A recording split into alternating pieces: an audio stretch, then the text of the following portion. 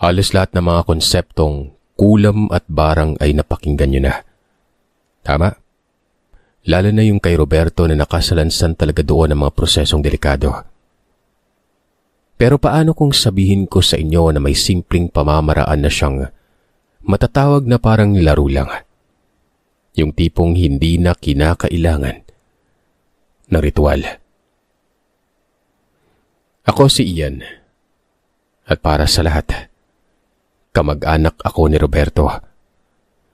Nasa dugo na namin ang pagiging mangkukulam at mangbabarang. Walang pili, pero hindi katulad ng iba na bayaran. Sinabihan kasi ako ng tatay ko na wag ko daw gawing hanap buhay ang ganitong larangan dahil magiging masama lamang ako. Hindi naman maitatanggi na talagang sa masama galing ang karunungan ko, pero wag gamitin sa masama gawa ng mayayari talaga ako. Alam niyo ba kung sinong yayari sa akin? Alam niyo na yun. Siyempre, ang puting mambabarang na taga Cotabato. Ngayon ay nasa Manila ito, pero umuwi pa sa amin. Sa tagal ng panahon ng pag-aaral nito ay maraming naganap na pagunlad. Sa henerasyon pa ay nagiging advance na. Yung mga dapat pagdaanang seremonya ay nagagawa na lamang sa isang yugto at sa iisang lugar. Sabay-sabay na lahat yun. Isipin nyo na may pagkamaangas ako pero totoo po yung mga sinasabi ko. Naging biyasa ako noon lang taong 2002 at nangyari ito sa Cotabato. Taga dito ako eh. Ang edad ko noon ay nasa 15 taong gulang. 4th year high school. Akalain yung sa murang edad kong yon ay kaya kong pumatay ng walang kahirap-hirap. Basta may sapat lamang na gamit at detalye mula sa isang tao. Ang nagturo sa akin ay ang mag-aaral lamang din ni Roberto, ang tatay ko. Saglit lang naman yung gawa ng may pagkamadamot nito si Roberto eh. Mabait pero sa larangang ito, nililimatahan niyang pagtuturo. Pero magpaganon pa man ay naging sapat na ito dahil nga nalaman ni tatay ang halos lahat ng pamamaraan. Nagsaliksik lamang ito. Pangalanan natin ang tatay ko na Tatay Roy. Nako, yung pilyong Roberto sa kwentong nailathala Sir Sat sa channel na ito. Parang ganun din si tatay. Malakas ang sense of humor. Makulit. Pero magpaganon pa man ay re-respetuhin mo. Hindi ko itatanggi na may kaya din kami sa buhay. Tandaan nyo, malapit na kaanak ako ni Roberto. Apo ako ng tiya niyang si Soledad. Diba? Bueno, itong lokal na albularyo sa amin ay sinubukan kong dalawin. Hindi ako kilala pero kilala niya ang pamilya ko. Kasama ko pa noon ang kapatid ko na lalaki. Bali matanda ako sa kanya ng 2 taon. Bakasyon nun eh. Naisipan ko lang na matuto ng panggagamot. Wala namang saysay ang karunungang taglay ko. Tangan ko lang pero kapag ginamit may mga pinsala na talagang hindi kaaya-aya. Tapos anong payo? Maging mabuti. Diba? Saan ko gagamitin yon? Gagala ako tapos magiging detective. Para tayong si Tanggol niyan sa Batang Quiapo eh. Malapit lang naman. Pagkabungad ko, kaagad na bumate. Ano umano ang sadya ko. Sabi ko'y gumagala lang. Wika naman ng albularyong ito na pangalanan nating Kuya Tony. Mali daw ako ng pinaggalaan. Baka may makapansin umanong iba at pagdiskitahan pa ako nun. Mabilis kong naintindihan ang ipinapahiwatig ni Kuya Tony. Hindi naman ito matanda. Mga nasa 30 lamang ang edad at wala pang asawa. Nakabungad ito sa bukana ng bahay nila. Nasa tabi lamang ng kalsada ang bahay. Maraming mga residenteng nakatira. Barangay na kasi yun. Wika ko, wala naman akong ginagawang masama. Bakit naman ako mapagdidiskitahan? Naku bata ka, parang hindi mo naman alam yung taglay mo. Wala bang payo sa'yo yung tatay mo? Isinama mo pa yan oh, kapatid mo ba yan? Halika dito kayo, pasok. Sakto, wala naman akong pinagkakaabalan eh. Ano ba talagang sadya nyo? Gusto ko po kasi maging albularyo. Gusto kong maranasan ng gumamot. Ano bang nakain mo at naisip mo yan? Para ka rin kaanak mo eh. Baka ikamatay pa yung pasyente kapag nahawakan mo. Ang lakas pa naman ng maldisyon ng angkan nyo. Huwag man ang tangkain pa eh. Kaya may barya ka ba dyan? Ang dumadalaw kasi dito pinapalagyan ko ng barya yung altar ko eh. Wika nitong si Kuya Tony. At napatawa talaga ako noon. Sabi ko naman hindi ako pasyente. Nabisita lang ako. Bakit naman ako maglalagay ng barya? Ikaw naghuhutot ka ng pera. Iba na yan. Sige na Kuya Tony, turuan mo na ako. Kahit konti lang. Para namang maiba yung pamamaraan ko. Si tatay kasi ayaw eh. Di nga pwede. Di ba nga sabi ng tatay mo ayaw niya? Ang bilis mo lumaki Dating liit-lit mo pa. Baka dumugin pa ako ng angkan mo dito tsaka ba't mo naman ninanais yun mayaman naman kayo. Kumpara sa akin na minsan ito na yung pinagkakakitaan ko eh. Nang sabihin ko na bibigyan ko siya ng pera, Sir Seth, lumambot yung boses. Napapangiti kasabay ng pagtango. Etong kapatid ko ay nangungulit naman na uuwi na lang daw siya. Akala niya umano gala sa perya. May perya daw kasi sa unahan. Kapistahan na kasi nun. Mga ilang araw na lang ang lilipas nun. Ayun, umuwi. Iniwan ako pero tinuruan ako ni Kuya Tony. Sabi ko, saka na lang ang bayad kapag may natutunan na ako. Ang pamamaraan niya ay ginagamitan ng organikong halaman na kung tawagin sa amin, buyo. Pero may mga hinahalo. Abo na binasa ng langis tapos ilang mga tangkay ng sinukuan. Ang kaya daw nitong gamutin ay yung mga maga, pilay, panlalabo ng mga mata, sakit sa ngipin, pero pwede din gamitin sa mga bati at usog. Tango lang ako ng tango. Siyempre, porsigido akong matuto kaya nakatuon talagang atensyon ko. Ipinakita niya sa akin ang pamamaraan. May orasyon pala. Pagkasambit ko, para bang may pumitik sa tenga ko ng pagkalakas-lakas. Nakalimutan kong hindi pala pwedeng pagsabayin ng dalawang karunungan, na kinakailangan ko munang magbaba ng karga. Naging madali lang naman yun. Hindi katulad dati na dadaan din sa mahirap na sitwasyon. Gaya ng sinasabi ko habang tumatakbo ang panahon at nagiging moderno ang bawat gamit. Ganon din ang karunungan. Nagtungo muna ako sa likod ng bahay. Bakante naman doon, may ilang mga kahoy. Nag-usa lamang ako ng pangbasag. Pero delikado ang ginagawa ko gawa ng kapag may kagaya ko sa lugar, mararamdaman ito ang pambasag at malamang hahamakin ako noon. Wala na akong karga eh. Sabi ko nga kay Kuya Tony, bantayan niyang paligid. Alam niya naman umano. Ayun, nagmistula akong ermitanyo. Napakabilis kong natuto. Hanggang sa umabot sa puntong sinabi ni Kuya Tony na pwede na daw akong manggamot. Madali lang naman daw para sa akin ang lahat gawa ng may dugo akong mambabarang. Mabilis magkakaroon ng bisa at basbas. Ang problema nga lang ay kanino galing ang basbas. Malamang galing sa kadiliman kahit pa magiging manggagamot na ako nun.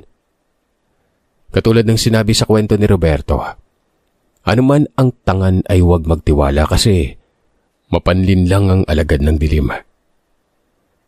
Nag-iisip ako kung saan ako manggagamot kasi nga kung doon sa amin, uulanin ako ng sermon. Kaya pinili ko na lamang na doon kina Kuya Tony.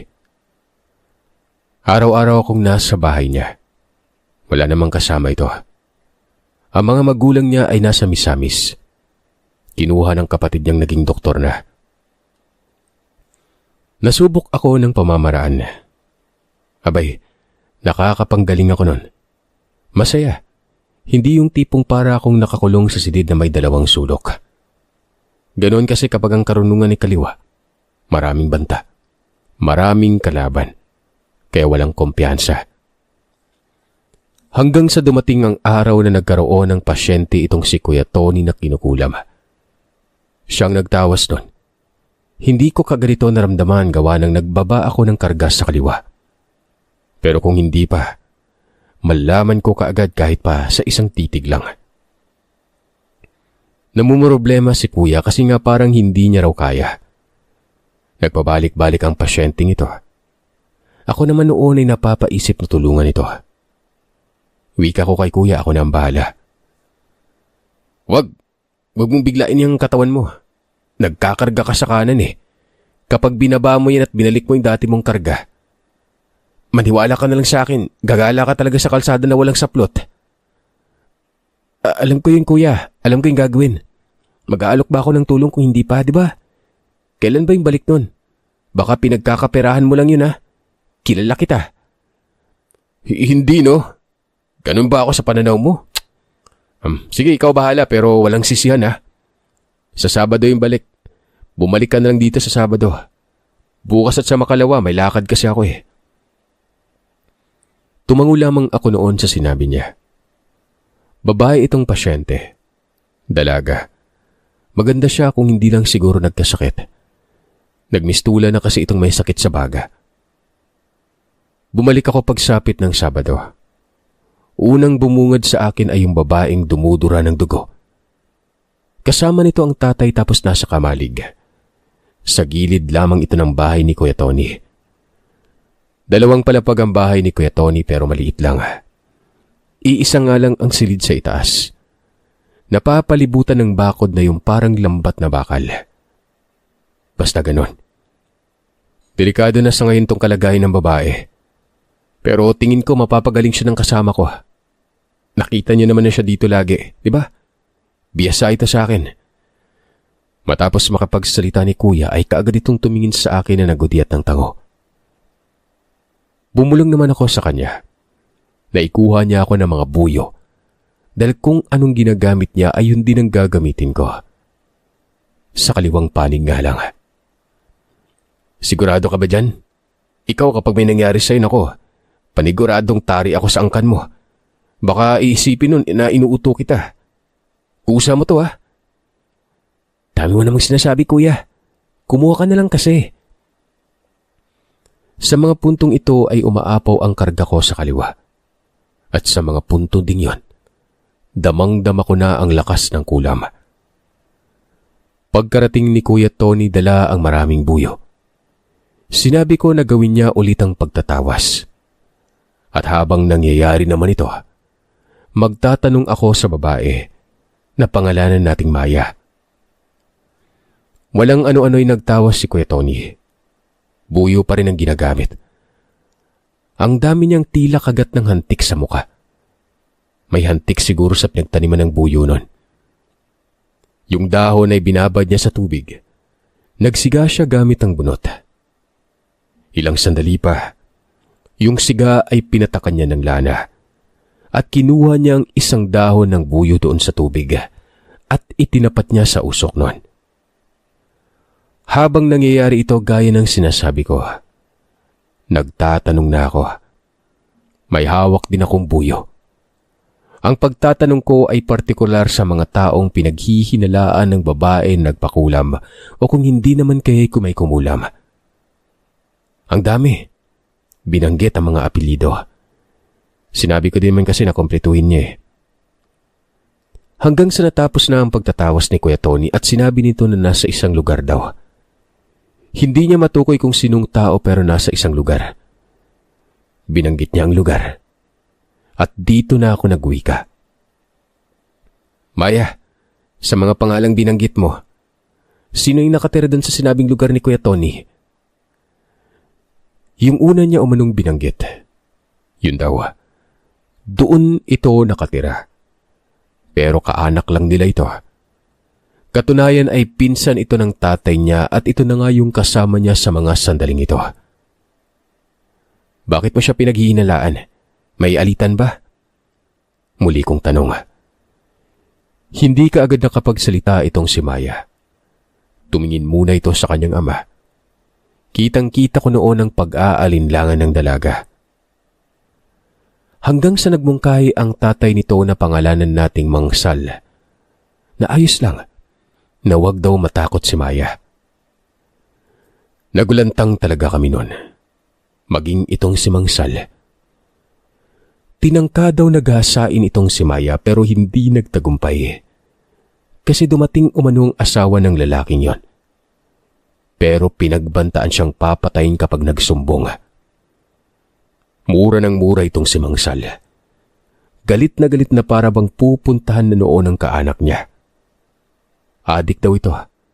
Galing pang kulungan pero hindi nagbago. Inawat naman ito ni Kuya Tony. Namumula na kasi ang mukha ng ama niya. Baka atakihin pa ito. Mas lalaking problema. Kuya, tama ba na doon banda? Tukma sa sinasabi ni Maya eh. Sa madaling salita, yun lang din ang kumukulam. Kung sa bagay, nagbanta din naman. Maya, Mangsal, ano pong gusto niyo mangyari? Parusahan lang ba o may mas maganda kayong naisip? Sinabi ni Maya na patayin umano. Siya lang din umano pala ang kumukulam.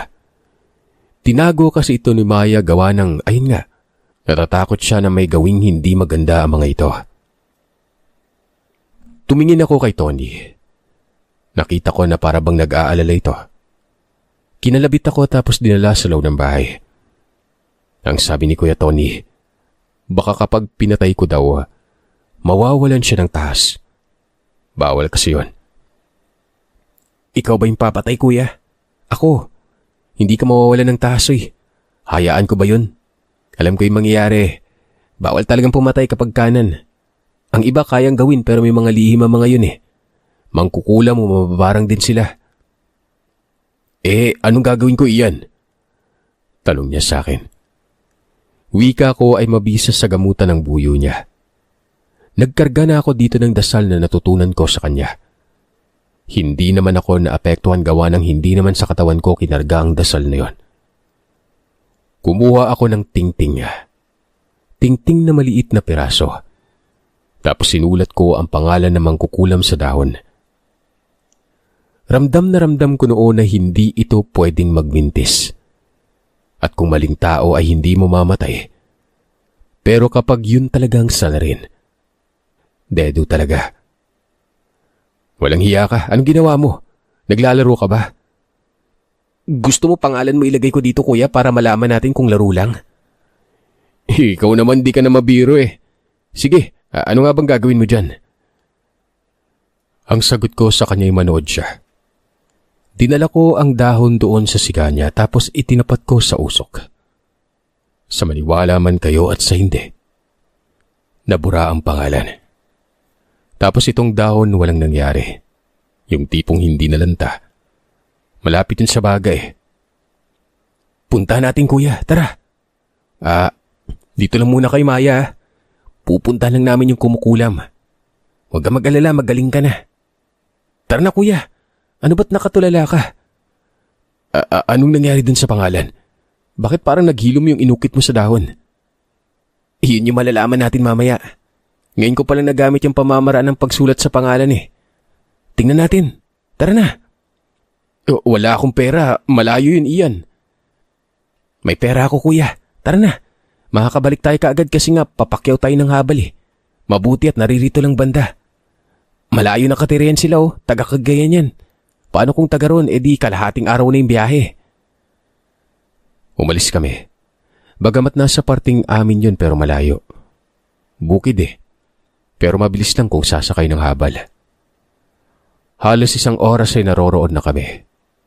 Pag-aalagala kami noon tapos nakikiramdam ako. Nang makarating kami sa isang banda, naramdaman ko ang presensya ng kulam na tumama kay Maya. May mga bahay doon. Sabi ko kay Kuya Tony ay alamin niya ang sistema. Walang ano-ano namang sumimple ito ng lakad doon sa kabahayan. Habang ako'y inaantay ko lang siya at gumilid sa isang waiting shed. Bumalik siya na walang napala. Sabi ko'y mamaya na kami babalik. Naroroon naman ang habal. Inaantay kami nito. Nasa unahan lang. Hanggang sa nagkasigawan sa isang bahay doon na may namatay umano at nabanggit ang pangalan. Ito na yung sinulat ko. Napatitig sa akin si Kuya at ang sabi paano daw nangyari ang bilis lang daw nun. Wika ako naman. Ultimong ako ay hindi ko alam. Basta't ginawa ko lamang ang proseso. Unang beses kong nasubukan. Patay no. Nako, Kuya, saan ka pupunta? Sisilipin ko lang. Sige ka, iiwan kita. May mga mangkukulam dito. Kapag nagtagal tayo, malamang mararamdaman tayo dito. Tara na, sibat na. Umuwi kami. Tapos yun, sinabi namin kay Maya na natupad ng gusto niya. Itong tatay naman ay inabutan na kami ng pera pero tinanggihan ko. Yung kamay ni Kuya Tony parang tatanggap na pero binalik niya ito sa pwesto. Sayang naman iyan, malaki din yan ah. Mas malaking ibabibigay ko sa'yo, kuya. Sige. Sige na ho. Huwag niyo lang sabihin na dito kayo nagpagamot ah. Baka magkagulo eh. Umalis sa mag-ama. Habang si Kuya Tony ay patuloy sa pagkamangha. Kulang na lamang ay sabihin nito na gusto niya ring matutunan yon. Alam niyo Sir Seth, hindi talaga mapipigilan ng kung anong gagawin ng pasyente. Posible pa ring ipagsabi kung saan ito nagpagamot. Hindi ako nagkamali doon. Dahil ilang araw lang ay may mga nagsidatingan. Ang daming nagnanais na magpagamot na mga panahon na yon. Para tuloy sila mga deboto. Nahihiya si Kuya Tony sa mga kapitbahay. Mantakin yung may mga naka-wheelchair pa. Parang may mirakulo eh. Hindi makalabas ng bahay si Kuya. Lalo't nagsidagsaan pa ang mga martis doon. Ako naman nagmamaang-maangan na. Nagtatanong yung mga tao sa akin kung sino daw yung magaling na albularyo. Kako sa loob nagdadasal pa. Na kinakailangan niya ng pagdadasal bago pa manggamot. Pinuntahan ko si Kuya. Sa may sulok nagmumukmuk. Walang hiya ka iyan. Hindi naman ako ganito eh. Sinabi mo pa talagang nagdadasal ako. Titigan mo nga ako, Diyos. Tingnan mo, may nakasaklay pa at wheelchair oh. Anong gagawin ko dyan? Pwede mo namang tanggihan, Kuya. Sabihan mong masama yung pakiramdam mo. Kung ako paniguradong mamamatayan kapag ginamot ko. Walang hiya ka talaga. Sus, nariyan pang ubod ng tsismosa nako. Diyan ka lang. Huwag ka nang lumabas kasi baka may sabihin ka na naman at baka umasa eh. Lumabas si Kuya Tony. Nagtanong kung anong problema ng mga tao. Mga nasa 7 o 8 ba yun? Basta ang katatawag pansin doon ay itong nakasaklay at wheelchair. Ang sabi noong isang matanda ay magpapagamot daw sila. Tapos yung babae naman na nasa dulo, sinabing puntahan daw siya sa bahay kasi nga ang tatay niya ay mukhang inaaswang. Bumalik sa loob si Kuya Tony. Yamot na yung mukha nito. Ang hirap pa ng mga sakit nila. Wala man lang nausog lang. Lahat malala. Sabi ko na nga ba nagpasikat ka kasi. Alam mo naman ikaw yung gagamot eh. Mangkukulam ka. Harapin mo na lang kasi kuya. Papasukin ko ah. Himay-himayin mo lang. May narinig ako na inaaswang. Tingin ko pwede yun eh. Matapos ko makapagsalita ay lumabas na ako noon. Pinapasok ko sa bakuran. Nakahilera sila doon sa may kamalig. Ako ang tagapangasiwa. Sabi ko, ikaw muna manang, taga saan po ba kayo? Mukhang malayo yung inyo. Ito'y matandang babae na may saklay. Ang sabi naman noon ay sa may Cagayan daw sila. May magaling na albularyo doon pero hindi daw napagaling yung kinukulam na ginamot dito. Sa makatwid ay ipinaaalam pala sa mga pasyente doon ang nangyari dito kaya nagsilipat. Madali lang matunton ang lugar gawa ng tanyag ito at nasa tabi lang talaga ng kalsada. Isa-isang ginamot ko noon ni Kuya Tony. Balisang-balisa ang mukha niya. Pinagpapawisan. Pabalik-balik ba naman siya sa paggamit ng buyo eh. Ako nagpipigil lang. Matatawa na talaga ako noon. Panay tingin pa nito sa akin na parang gusto na akong saktan. Hanggang sa napunta na kami doon sa nagsabi kanina na puntahan daw sa bahay nila. Dahil yung kang tatay niya ay parang inaaswang. Dapit hapon na ng mga panahon ito. At bakas na ang stress sa mukha ni Kuya Tony.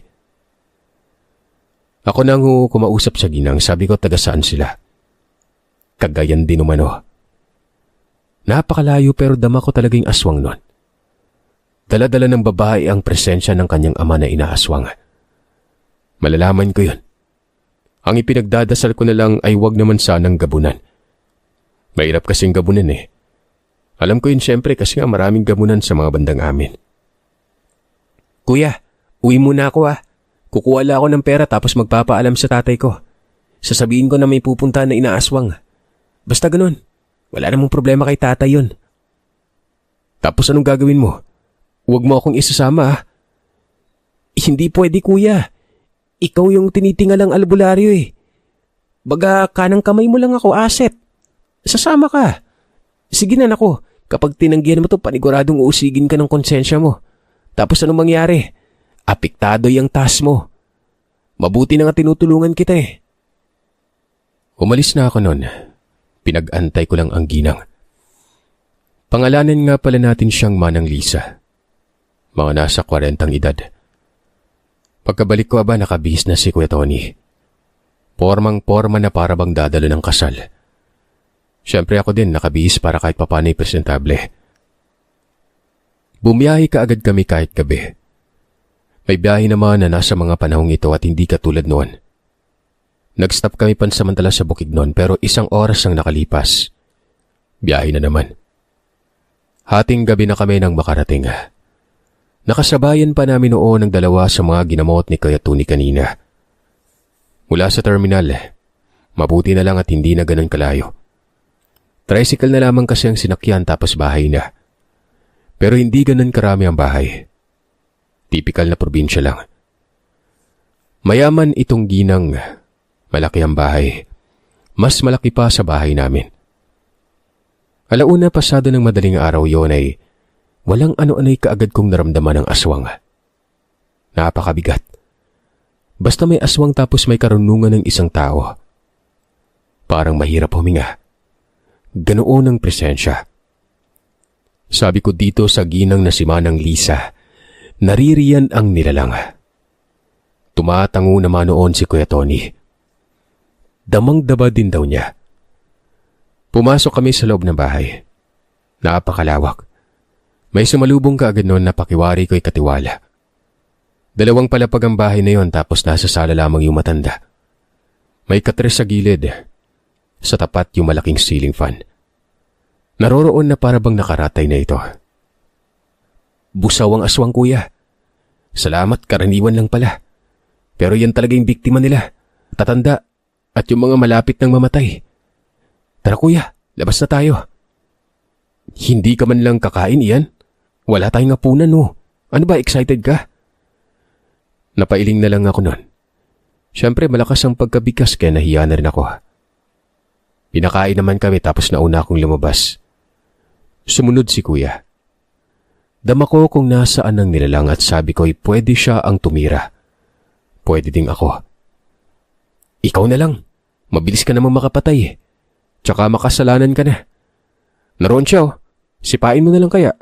Pwede ba yun? Anong sipain kuya? Salot yung busaw na yun eh. Tara na. Kagad na pinuntahan namin. Nakadapa ito sa may gilid ng malaking puno ng akasya na kung tutuusin ay makikita ito mula doon sa loob ng bahay. Pero may sabulag nga lang itong busaw.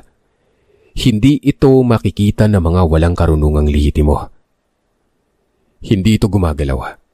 Akala siguro ay hindi namin napapansin. Dinaanan ko lamang ito. Tapos 2 beses na nag-usal ng malupit na parusa. At doon talaga sa mukha ko tinapik yon. Imbis na sa balikat sa mukha eh. Nabad trip ako eh. Sinampal ko ito sabay takbo. Nagmumura si Kuya Tony. Bakit daw iniwan siya? Alangan namang manatili ako doon eh di sinunggaban ako. Mabilis na umalis ang nilalang. Pero wala na yon. Paniguradong hindi na masisilayan pa ng araw. Patay na. Ganun lang. Ipinaalam ka agad namin dito sa ginang natapos ng aswang. Itong natatay niya, ipagamot na lamang sa doktor para naman kahit papano'y makabawi ang katawan.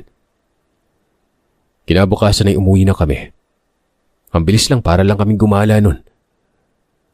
Naging magkasangga kami ni Kuya Tony. Marami kaming pinagdaanan. Pero syempre iisa-isay natin yon. Sa ngayon ito na muna. Mahaba kasi ang kwento ko. Sabihin na nating may mga pagkakataon na kamuntikan akong mamatay. Ultimong si tatay at nanay. Nako, kamuntikan din. Lumala nang lumala ang lahat. Mula lang ito nang sinimulan kong matuto ng pagiging albularyo.